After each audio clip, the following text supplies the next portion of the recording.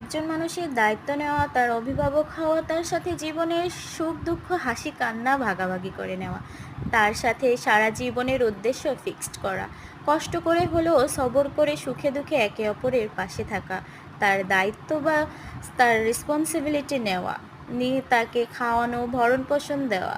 কেউ যদি কখনো আপনার স্ত্রীর দিকে খারাপ নজরে বা তুচ্ছতাচ্ছিল্য করে, তার সঠিক প্রতিবাদ করা, এটাই বিয়ে। তাই একজন ধনী স্বামীর থেকেও একজন যত্নশীল স্বামী অধিক উত্তম। আলহামদুলিল্লাহ, এই পৃথিবীতে ভাগ্যবতী নারী সে, যে একজন যত্নশীল স্বামী তার জীবনে পেয়েছে। আলহামদুলিল্লাহ। আসসালামু আলাইকুম, সবাই কেমন আছেন? আজ আমি যে নাস্তাটি তৈরি করেছি তা আপনারা 5 মিনিটে এই নাস্তাটি তৈরি করে ফেলতে পারবেন, যেটা আপনারা সকালে অথবা টিফিনে অথবা আপনারা সন্ধ্যার নাস্তাতেও রাখতে পারেন।